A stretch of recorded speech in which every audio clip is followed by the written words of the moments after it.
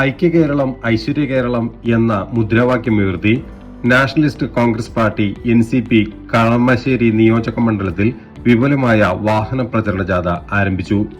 NCP ദേശീയ general സെക്രട്ടറിയും സംസ്ഥാന പ്രസിഡന്റുമായ NA മുഹമ്മദ് കുട്ടിയുടെ നേതൃത്വത്തിലാണ് വികസന യാത്ര ആരംഭിച്ചത്. ഇന്ന് രാവിലെ കുന്നുകരയിൽ പരിപാടിയുടെ ഔദ്യോഗികമായ ഉദ്ഘാടനം നടന്നു. ഇന്നു മുതൽ ഈ മാസം 31 വരെ നീണ്ടുനിൽക്കുന്ന ജാഥ മണ്ഡലത്തിലെ എല്ലാ പ്രധാന തദ്ദേശ സ്വയംഭരണ സ്ഥാപനങ്ങളിലൂടെയും സഞ്ചരിക്കും.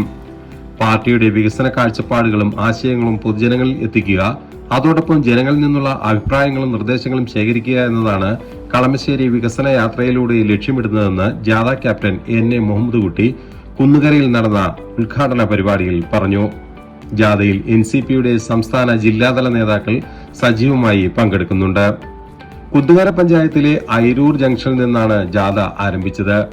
ഇന്ന് വൈകിട്ട് വിവിധ പരിപാടികളിലും സമ്മേളനങ്ങളിലും പങ്കെടുത്ത ശേഷം ജാഥ വൈകുന്നേരം കുന്നുകര ചുങ്കത്ത് പൊതുയോഗത്തോടെ സമാപിക്കും. നാളെ രാവിലെ 9 കരിമാലൂർ പഞ്ചായത്തിലെ മനക്കപ്പടിയിൽ നിന്നാണ് ജാഥ ആരംഭിക്കുന്നത്.